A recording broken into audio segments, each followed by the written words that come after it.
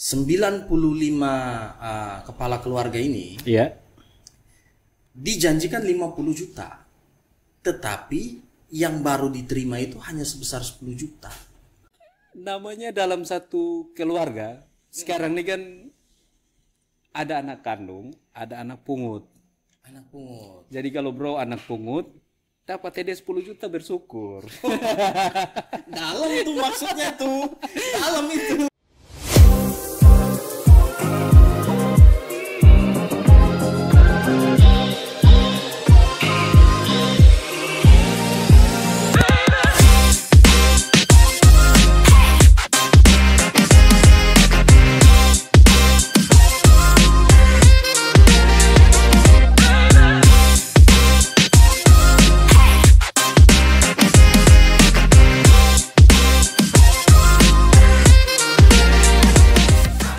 Halo viewers, kembali lagi di sini bareng saya Einstein dan teman saya. Eva Mone. Iya. Oke, kali ini kita ada di segmen yang berbeda. Segmen kali ini kita segmennya namanya podcast reaction. Jadi di sini kita akan membahas hal-hal viral yang terjadi di Indonesia maupun di NTT dalam beberapa hari terakhir ini. Beberapa hari terakhir. Beberapa hari terakhir. Oke. Hot. Yang masih viral, Iya. gitu kan. Oke. Bro Eva. Jadi saya perkenalkan juga ya. Bro Efraim Mone ini adalah jurnalis dari Sahabat FM. Kasih tepuk tangan dong. Kira-kira begitu. Oke, Bro. Ini ada yang menarik. Geng Tai. Geng Tai. Wah. Itu lagi viral tuh, Bro. Ya, di Namanya saja viral tuh, Bro. ya, makanya geng Tai. Geng Tai itu kan becek-becek bau. Oke, permasalahan bullying ya. Ya. Di SMA Binus terjadi sebuah bullying yang mengakibatkan seorang anak menjadi korban kekerasan, dan masalah ini sudah sampai ke ranah kepolisian ya. Ya. Mungkin Bro Eva bisa sedikit menceritakan geng Tai ini apa sih? Namanya aja udah unik nih, Bro. Yang sedikit informasi yang saya ketahui, geng Tai ini kan sudah sekitar 9 generasi ya. 9 Iya, generasi. jadi memang sudah ada beberapa ini kayak geng-geng warisan gitu. Oke, jadi dari angkatan ke angkatan gitu. Iya, ada geng Tai dan ada syarat-syarat tertentu untuk bergabung dengan geng Tai. Woi. Gitu ya. Nah, itu di situ. Juga tuh ya. Disitulah terjadi pembulian. Jadi Oke. begitu. Jadi ada hal-hal tertentu yang harus dibuat oleh orang yang mau gabung dengan geng Tai. Gitu. Nah, jadi yang terjadi pembulian ini adalah member dari geng Tai yang membuli anak yang mau masuk bergabung dengan geng Tai. Itu. Wah, tapi kok sampai terjadi kekerasan seperti itu ya? Ya, MOS. Mos begitu ya? Ya, Mos MOS ya. Jadi ingat waktu SMP, SMA, Bro ya? Jadi bukan hanya masuk sekolah saja perlu MOS. Masuk geng juga harus pakai MOS. Gitu. Itu untuk menguji kesetiaan. Menguji kesetiaan member geng. Ya. Kalau mau masuk geng ya harus rela berkorban untuk geng, Bos. Oh begitu. Iya, gitu. Udah kayak film-film ya? Ya, nah menariknya karena bully ini terjadi di sekolah yang bukan sembarang sekolah, Bro. Oke. Binus ini kan termasuk salah satu sekolah terbaik di Indonesia. Oke. Bukan hanya tingkat SMA sampai perguruan tingginya juga kan sekolah yang terbaik kan. Gitu. Tapi kok masalahnya kenapa di sekolah yang terbaik itu bisa terjadi pembulian ini? Kan gini, Bro. Ini udah 9 generasi kan? Iya. Jadi udah 9 angkatan geng ini ada gitu. Kenapa baru di generasi ini ketahuan, yang sebelum-sebelumnya tidak ketahuan? Nah, ini mungkin salah satu faktor yang saya lihat karena salah satu pelaku bully itu adalah anak seorang artis. Oke, Paling jadi viralnya ini karena memang salah satu pelakunya anak dari artis Iya. ternama. Iya. Nah, itu kan apa ya? artis ini kan dia makan saja jadi berita. Iya juga. Pernah dengar? Saya pernah lihat di berita Prilly Latukonsina makan pakai tangan. Iya. Kenapa itu jadi berita? Karena artis. Karena artis. Coba kalau kita kan, Iya. bodo amat. Itu kan hal yang biasa. Orang di NTT hampir semua makan pakai tangan. Tapi kan kalau artis kan beda. Beda kan? Nah, itu kan salah satu daya tarik. Daya tarik sendiri ya. Ya, dan beberapa hari lalu juga Vincent Rompi sudah mengeluarkan statement di televisi bahwa dia berharap untuk urusan ini diurus secara kekeluargaan. Gitu, diurus ke dalam. Tapi yang juga saya tahu bahwa para pembuli ini sudah dipastikan di DO dari sekolah. Berarti termasuk anaknya. Iya. Nah, tapi kan ini kan sudah sampai di ranah kepolisian. Nah, itu kan urusan yang lain lagi. Jadi secara pihak sekolah ya sudah ada tindakan. Bahkan kemarin itu saya juga membaca sebuah berita bahwa PPPA sama KPAI sudah sampai turun ke BINUS ya, untuk membantu mencari solusi dari permasalahan ini. Nah, itu perlu kita apresiasi gerak cepat dari KPAI, PPA ini karena cepat mengantisipasi hal-hal seperti ini. Karena bagi saya pribadi, ketika anak saya dibully di sekolah, saya tentu tidak terima. Ya, siapapun tidak akan terima ya. Ya. Nah, persoalannya kalau saya adalah orang yang tidak punya kekuatan, tidak punya kuasa, saya mau buat apa? Mau kemana? Itu lagi jadi soal begitu. Bro sendiri tanggapannya bagaimana? Kalau misalnya bro di posisi orang tua dari korban bully. Viral pasti. Tapi begini bro, ada sedikit perbedaan ya di zaman kita dulu sama di zaman sekarang ya. Iya.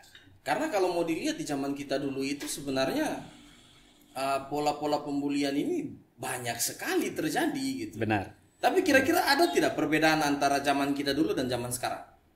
Ya, kalau yang saya lihat, kalau bully sekarang ini, saya tidak tahu ya apa ada terjadi bully seperti waktu dulu. Kalau waktu dulu kan bully itu tidak sampai membenci. Biasalah kalau kita berteman, terus dipukul, diolok-olok. Kan paling terkenal dulu kan kalau di sekolah kita dipanggil dengan nama orang tua. Oh ya, betul. Itu kan salah satu bentuk bully. Tetapi setelah itu kita dua jalan sama nih. Ahli sekali ya, kayaknya dulu tukang bully. Bro pasti tukang bully ya. Tidak. Dan sebenarnya bro, ada satu fakta menarik. Bully itu perempuan. Iya, karena kalau laki-laki Pak Li namanya. Oh, masuk. Oke. Nah, banyak hal yang harus diperbaiki dalam sistem pendidikan kita sehingga meminimalisir terjadi bullying. Tapi bro, selain dunia pendidikan, dunia politik juga terjadi bullying. Menarik ini. Bagaimana bro? Menarik ini. Saya kepengen dengar bro melihat dunia politik ini kayak apa. Yang paling menarik, Anies baru saja mengucapkan selamat kepada AY, mantan pacarnya. Oh, itu seksi. Ya, gimana bro? Gimana? Ya begini, kita di Indonesia sudah 20-an tahun ya. Ya. Kita berdemokrasi dan menurut saya itu salah satu kedewasaan dalam demokrasi. Kita tahu bahwa kemarin itu kan Anies sama AHY itu sudah sempat pacaran. Ya, pacaran. Kategorinya udah sempat pacaran itu. Cuman waktu mau dinikahin batal kan begitu. Bro, tahu kenapa batal? Kenapa batal, bro? Karena Anies dijodohkan sama orang tuanya. Oh, dan jodohnya Caimin. Caimin lebih seksi. Lebih seksi. Ya, Lanjut. Ya, itu menarik ya. Ketika hampir mau nikah, tiba-tiba batal kan. Pacarnya ditendang, datanglah orang ketiga. Masuklah orang ketiga yang dijodohkan sama orang tua. Kan begitu. Dijodohkan sama orang tua. Nah, kita juga tahu banyak statement ya yang keluar di berita, keluar di media-media sosial. Bagaimana Anies mengeluarkan statement dan juga statement-statement balasan dari Demokrat. Itu luar biasa panas. Hot sekali waktu itu. Ya, dan calon mertuanya Anies kan sempat buat statement. Ya, kalau orang Kupang bilang bapak mantu. Bapak mantu. Bapak mantunya kan keluarkan statement, kita dihianati dengan cara yang tidak baik. Iya. Yang namanya perselingkuhan sebelum menikah, bro. Iya, masalahnya dijodohkan, bro. Nah, dijodohkan dengan yang lebih seksi. Yang lebih seksi, lebih gemoy lah ya. Lebih gemoy. Segala sesuatu dia bisa buat jadi bahan candaan. Wah, itu dong. Awas, bro, hati-hati. Diselepet. Nah, satu hal yang menarik, kemarin kita lihat di media, Anies memberikan ucapan selamat kepada AHY setelah pelantikannya menjadi Menteri ATR kan. Iya. Nah, itu hal yang menarik menurut saya karena ada sisi kedewasaan berpolitik di Indonesia. Jadi ketika Anies mengeluarkan selamat itu, ucapan itu kepada AHY juga merespon gitu. Berarti masih ada rasa. Masih ada rasa. Siapa tahu di pemilu berikutnya. Kita kan tidak pernah tahu apa yang terjadi kan. Betul. Tadi kan bro sempat ngomong soal bullying politik ya. Menurut bro ini bullying tidak? Menurut bro, ini kan pendapat, setiap orang boleh berpendapat, setiap orang boleh memberikan ide, gagasan, masukan, dan lain sebagainya.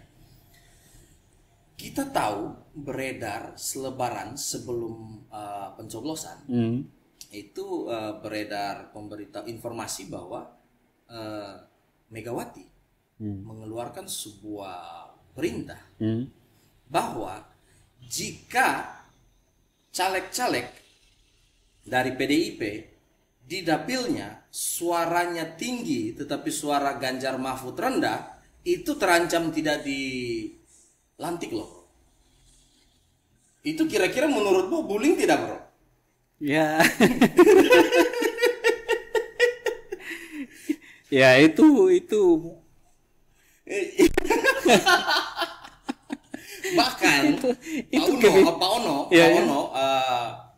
Ketua PDIP Jawa Barat, itu kemarin mengeluarkan sebuah statement membenarkan hal itu. Oh begitu. Membenarkan hal itu bahwa memang surat itu ada dan surat itu dikeluarkan sebelum 14 Februari.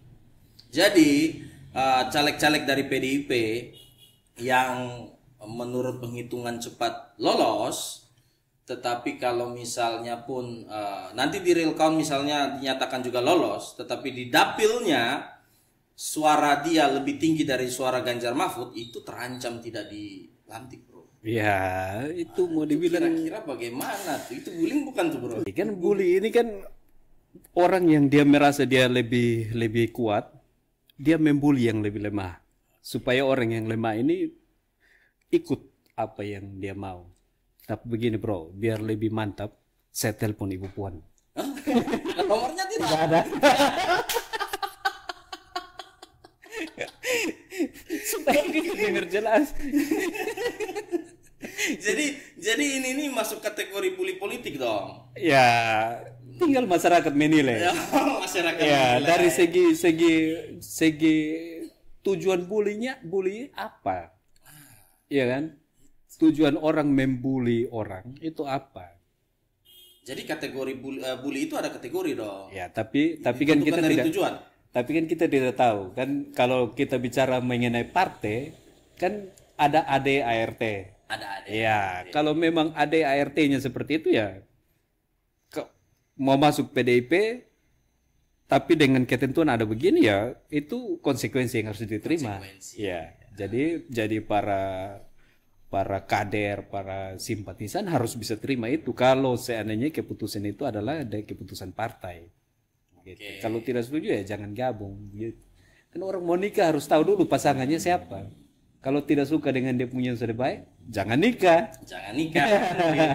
Jadi ingat mantan. Ahy sama Anies pernah dekat, Caimin sama Pak Prabowo pernah dekat. Ya ingat-ingatan mantan saling mengucapkan selamat. Saling mengucapkan Iya. selamat. Nah, mengingat-ingat mantan saling mengucapkan selamat, Iya. kira-kira dari PDIP udah ada statement ucapan selamat belum ya? Ya belum. Belum, Kan ya? sekarang kan lagi diperjuangkan hak angket. Oh, hak angket. Iya. Benar. Sekarang kan lagi diperjuangkan untuk hak angket DPR untuk menyelidiki kecurangan dalam proses pemilihan. Wah, itu seru tuh ya. Seru. Yang ya tapi saya kurang tahu ya apa menurut Bro sendiri hak angket ini berpengaruh tidak sama hasil Pilpres? Oke, kalau saya sih begini. Pada dasarnya hak angket itu tidak bisa membatalkan pemilu. Oke. Oke. Dan memang hak angket itu adalah hak dari DPR. Karena setahu saya DPR punya 3 hak. Hak interpelasi, hak angket, hak mengusulkan. Kan? Tetapi yang ditakutkan dari hak angket itu sebenarnya adalah bukan di pemilunya, pembatalan pemilunya. Oke. Yang takutkan dari hak angket itu malah justru ke arah pemakzulan Jokowi. Oh gitu. Iya. Kan yang dicari-cari itu kan kesalahan dari pemerintah. Oh iya ya, intervensi dari pemerintah dalam Pilpres pemilu kali ini. Oke. Iya. Nah, yang menjadi permasalahan kalau sampai terjadinya pemakzulan terhadap Jokowi, Indonesia ini terancam chaos. Oh begitu. Iya. Ya, kita tahu kan begini. Di pemilu sebelumnya 2019 itu kita tahu bahwa 80-an% masyarakat memilih Jokowi. Ya, ya. Dan kita tahu di 2024 ini pengaruh dari Jokowi itu begitu besar, begitu kuat memenangkan Prabowo Gibran. Artinya kecintaan masyarakat Indonesia kepada Jokowi itu sangat besar. Jadi kalau sampai Jokowi dimakzulkan, saya yakin sekali masyarakat juga tidak akan tinggal diam. Oke, jadi hak angket ini dampaknya justru akan berpengaruh kepada masyarakat. Masyarakat, bro. Sekarang gini, begitu besar masyarakat mendukung Jokowi, kalau sampai Jokowi dimakzulkan, negara pasti chaos. Nah, kalau chaos, berarti ekonomi kita amburadul. Semakin parah. Iya. Karena begini, hak angket itu kan tidak serta-merta ketika digaungkan terus langsung jadi. Harus digodok dulu kan di dalam rapat paripurna. Mengumpulkan bukti-buktinya. Setelah itu persyaratan juga anggota DPR RI yang hadir juga harus 50 lebih 1 kan? Iya, 50 plus 1 Artinya ada ya. pengumpulan kekuatan dulu partai-partai politik di belakangnya. Setelah itu mengajukan ke MK. Di MK disidang dulu berbulan-bulan itu pasti. Setelah itu anggaplah misalnya MK memutuskan iya misalnya. Itu kan nanti setelah itu dilempar lagi ke DPR. Oke. Dan itu memakan waktu yang banyak. Iya, Nah, iya. kita tahu Jokowi kan sampai Oktober saja kan. Sudah pasti akan ada kekosongan. Iya, iya. Kekosongan pemerintahan. Nah, kekosongan pemerintahan dalam sebuah negara itu akibatnya bukan main-main. Itu akibatnya fatal sekali. Ya, ya, benar juga ya. Ekonomi amburadul. Apalagi kita tahu banyak negara-negara Eropa dan Amerika saat ini yang tidak menyukai Indonesia karena program hilirisasi. Pasti saya sangat yakin bahwa akan banyak campur tangan negara luar masuk ke Indonesia. Dan hal terburuknya Indonesia itu bisa sampai terpecah belah. Itu kalau kita mau melihat jauh ya ke depannya. Karena masalah ekonomi itu adalah masalah paling vital dari sebuah negara. Ya, ya memang kesan-kesan itu memang sudah ada sekarang. Saya sempat lihat beberapa video yang beredar yang katanya anggota KPPS di beberapa tempat yang merasa bahwa pekerjaan mereka sia-sia karena 2 kali 24 jam bro tidak tidur, tapi masih dikatakan curang. Iya, sampai ada yang meninggal kan? Iya kan, ada korban juga. Nah, hal ini yang perlu diperhatikan. Apakah hak angket ini menguntungkan bagi masyarakat atau hanya menguntungkan pihak-pihak tertentu? Nah, itu lagi kan. Soal keuntungan ini kan kita melihat, kalau kita melihat secara masyarakat awamnya melihat, emang keuntungan masyarakat awam apa dengan hak angket? Ya, bagi pendukung 01, 03 ya pasti ada keuntungannya. Ada keuntungannya. Ya, karena yang ada dalam pemikiran mereka minimal Prabowo batal lah jadi presiden. Nah, itu dia lah. Kalau Prabowo batal kan harus buat putaran kedua. Ya. Nah, putaran kedua itu persiapannya panjang lagi gitu. Iya. Tapi yang menarik ya, inilah dinamika dalam demokrasi kita. Kita tidak bisa mengatakan menolak hak angket, tapi kita juga tidak bisa membenarkan tentang hak angket. Karena yang harus kita lihat saat ini sebenarnya adalah apa sih yang masyarakat bisa terima dari semua ini. Iya. Keuntungannya kita harus lihat lagi kepada rakyat. Jadi itu menurut saya hal yang menarik.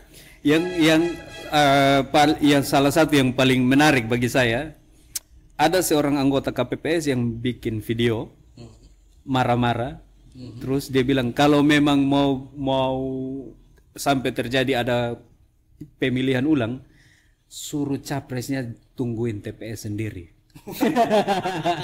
Capresnya yang jadi saksi jadi KPPS kuat tidak menarik gitu sendiri. Kan?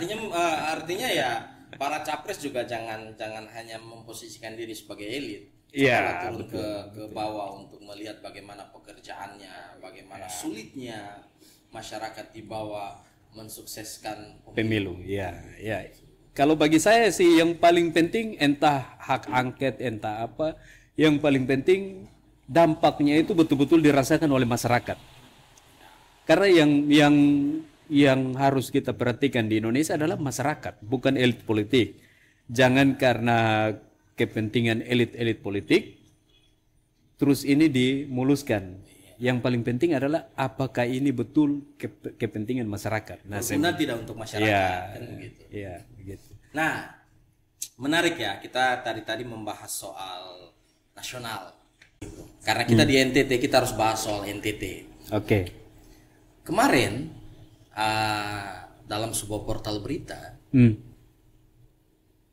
ditulis hal yang menarik yang seharusnya sudah tidak ada lagi permasalahan ini. Oke. Ada 95 masyarakat di NTT di Desa Noel Baki. Oke. Kelurahan ke Desa Noel Baki, Kabupaten Kupang, itu ternyata tidak menerima bantuan badai seroja secara penuh. Jadi di beritanya itu 95 kepala keluarga ini dijanjikan 50 juta, tetapi yang baru diterima itu hanya sebesar 10 juta. Nah, ini yang menarik ini, bro. Saya belum lanjut, bro.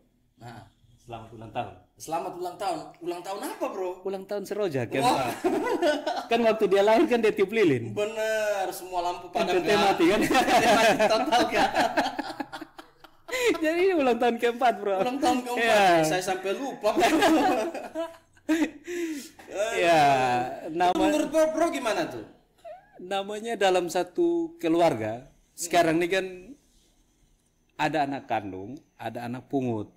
Anak pungut. Jadi kalau bro anak pungut, dapat TD 10 juta bersyukur. Dalam itu maksudnya tuh. Dalam itu. Kalau bro anak kandung, ya pasti dapat 50. Itu dia. Kalau anak pungut 10 juta ya bersyukur, puji Tuhan.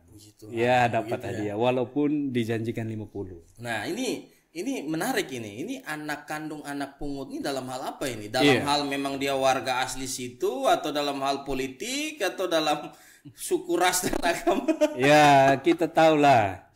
Kita tahulah siapa yang orang tua, siapa yang anak kandung. Oh, begitu. Kan untuk bantuan Seroja ini kan memang banyak masalah. Dan mungkin kalau kita ngomong begini, pasti orang NTT setuju. Ada yang harusnya dapat 10 juta, tapi dia terimanya 50.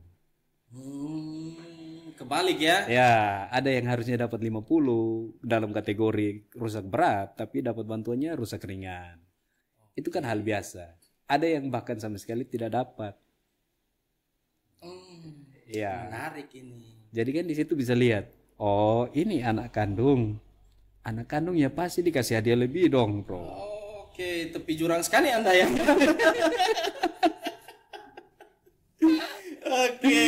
Oke. Karena memang ini permasalahan ada di Kabupaten Kupang, khususnya di Desa Noel Baki. Ya, kita berharap ya, Kepala Badan Penanggulangan Bencana Daerah Kabupaten Kupang mungkin bisa datang ke sini, kita ngobrol-ngobrol, kita ngopi kan. Jadi bisa sedikit klarifikasi soal permasalahan lebih clear. ini, biar clear begitu. Lebih clear. Iya, Betul. jadi kita mengundang ya Bapak Kepala Badan Penanggulangan Bencana Daerah Kabupaten Kupang untuk main-main ke sini lah. Jadi ini bukan Ngobrol-ngobrol lah. bukan masalah anak mas atau perak atau perunggu ya. Jadi bisa clear begitu. Jangan sampai isu-isu seperti itu beredar di masyarakat dan membuat gaduh. Betul. Ya, yang penting bukan anak nikel. Hilirisasi. Oke. Gini ya, kalau begitu saya telepon Pak Bupati. Pak Bupati Kabupaten Kupang. Iya. Nah, ada nomornya lagi tidak? Tidak ada.